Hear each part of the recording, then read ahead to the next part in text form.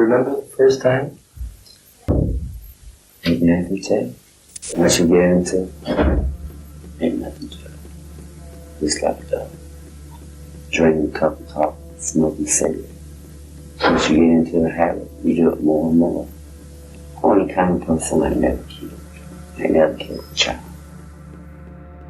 We'd appreciate anyone with any information about him or have seen him or think they saw him to please call the Hollywood police. Ain't no panic. A person's a killer anyhow. It don't make a difference who it is. If you stump on a brother, you still killing something. It don't make a difference what you kill. We've searched and searched for Adam, and we haven't found a body, so everybody thinks he's alive. We do too.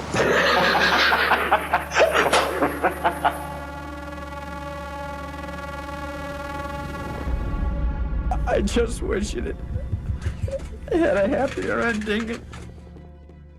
You couldn't get Adam alive. You couldn't get Adam back when he was missing, in spite of everything you did. But I believe you saved Elizabeth's life. Elizabeth, if you're out there, we're doing everything we possibly can to help you. We love you. We want you to come home safely to us.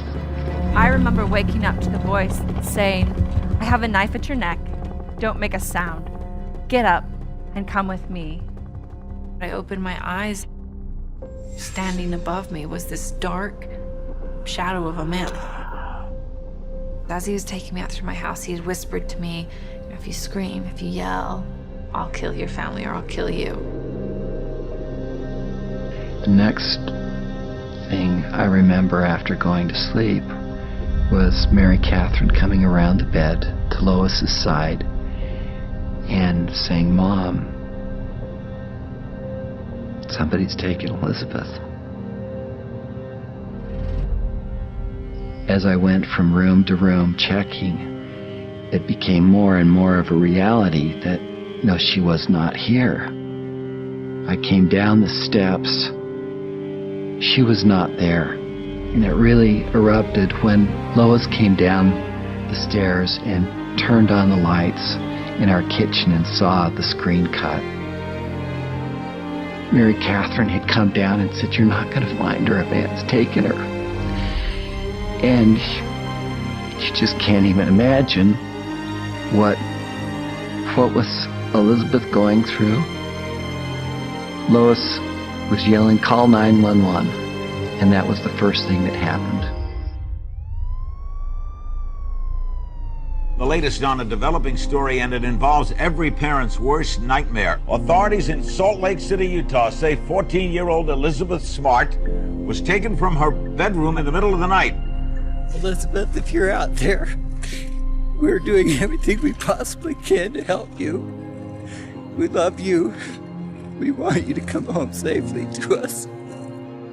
Joining us this morning from Salt Lake City, Elizabeth Smart's father, Edward Smart. Anything new, anything hopeful? I'm unaware of any new, really conclusive leads.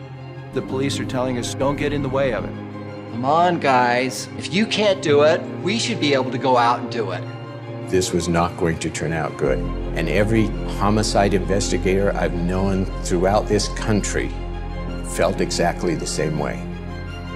One of the things about the Elizabeth Smart case that bothers me the most and makes me sick to my stomach, after 8 months, FBI was ready to close down the case. Salt Lake City Police, they believe that she was probably dead in the desert. We were looking for a body at that point.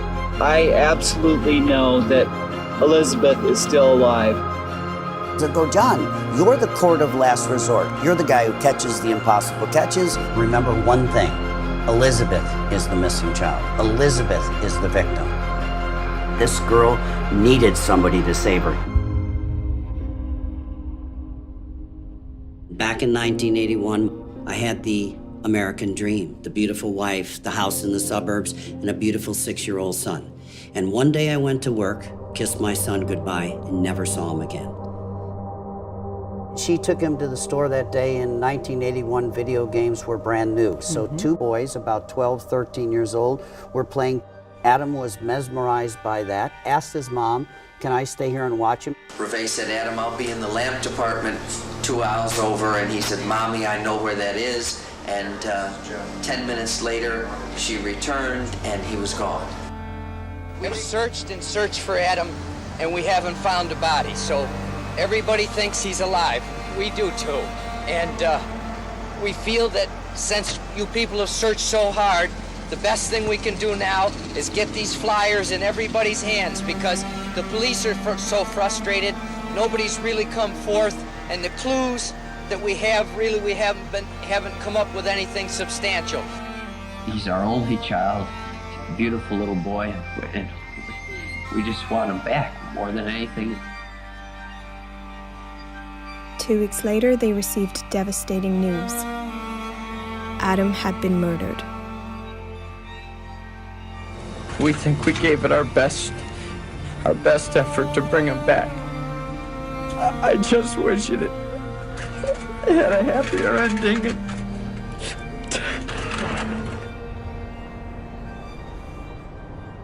I was at my most darkest point, and I'd gotten all kinds of advice from rabbis and Protestant ministers and Catholic priests. None of it worked for me. I really felt there was no God, no higher power. And I went to go get Adam's remains. I called up the Broward County Medical Examiner and said, look, I need to bury this little boy. I need to honor him. I need to have somewhere to go and honor him. I got in his office and I said, I want Adam's remains and I want him tomorrow. And I want to bury that little boy. And he said, you can't have his remains. You can't take him back. It's evidence in a capital murder. And until the capital murder is solved, you'll never get Adam's remains. And he says, look, you mounted the largest search effort for a missing child. You used your business contacts, the airlines, you did things that were never done.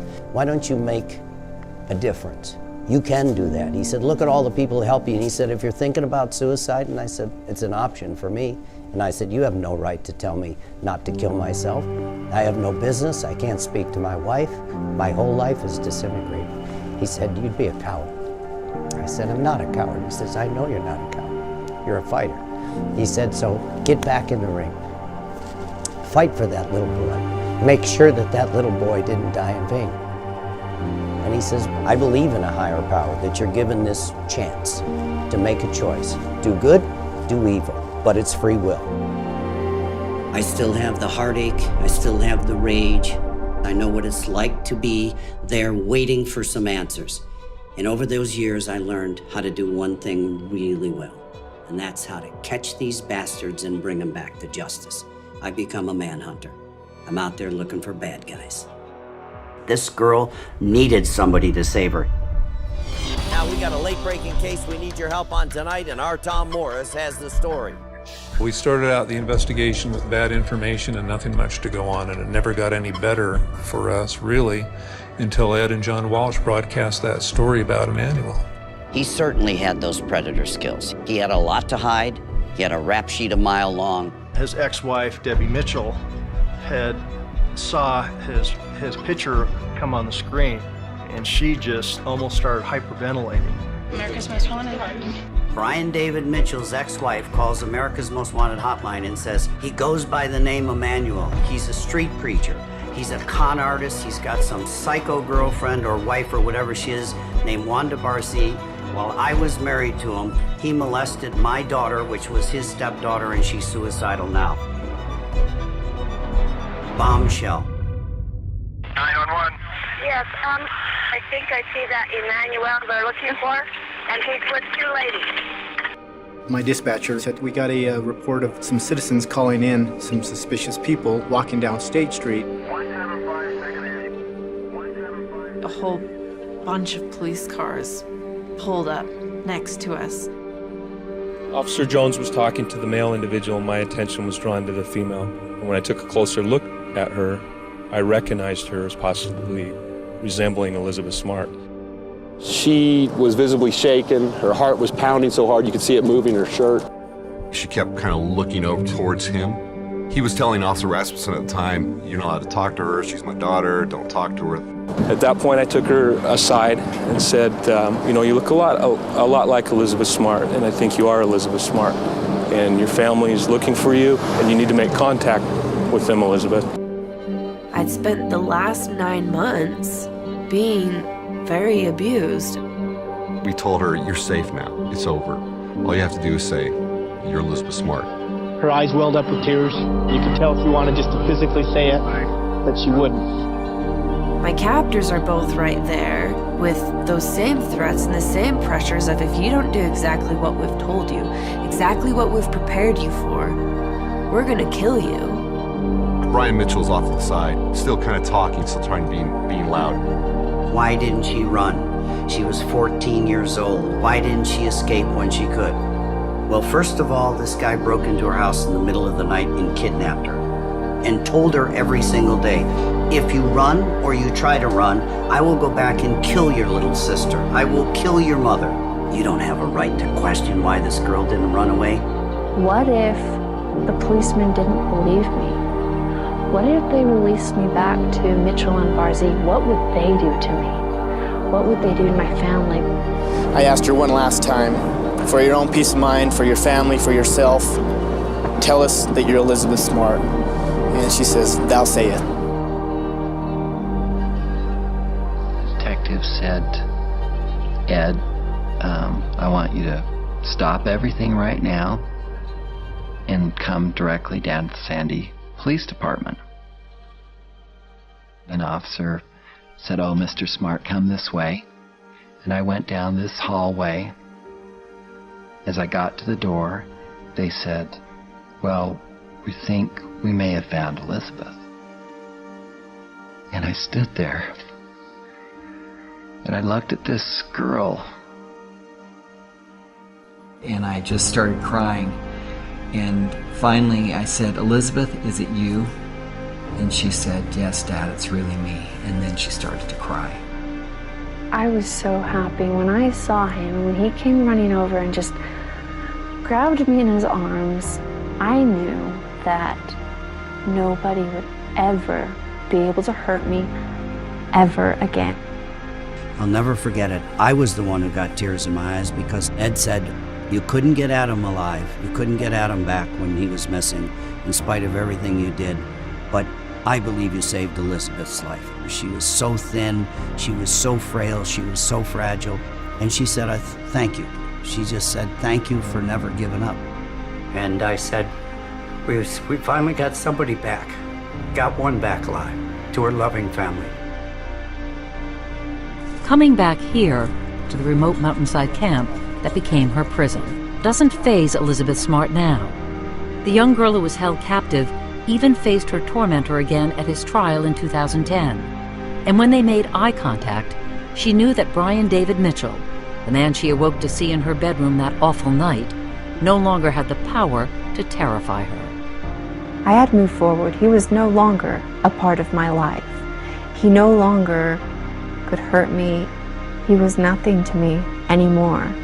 He had no part in my life. What didn't Brian David Mitchell understand about Elizabeth Smart? That I couldn't be broken. Now to a dramatic turn in the story of John Walsh. As you know, he's made a career out of helping police solve crimes on his TV show America's Most Wanted. But there was one case he couldn't crack, the murder of his own son, Adam. Now, more than a quarter century after the 6-year-old disappeared, police in South Florida have declared the case solved. I say to parents of missing children, murdered children, to all crime victims in America, don't give up hope. Sometimes you have to stay in there yourself. Sometimes you're the best and last hope to get justice. We never give up. I've learned over the years, don't give up. Anything you can do. I think everybody is presented with challenges, some greater than others. I was given a real challenge, and I think you stop feeling sorry for yourself. You start thinking about the people that love you and helped you and supported you, and you get back in. You saddle up. You literally saddle up, and you go in there and you try to make sure that your life has some merit to it. On New Year's Day 2002, 13-year-old Alicia stepped out of her parents' home and into a living nightmare. She had agreed to meet a friend she'd been chatting with online for 6 months. We were having a family dinner, and between dinner and dessert, as I was clearing the table, Alicia went up to her room. Somebody called her down for dessert, and she was gone. This picture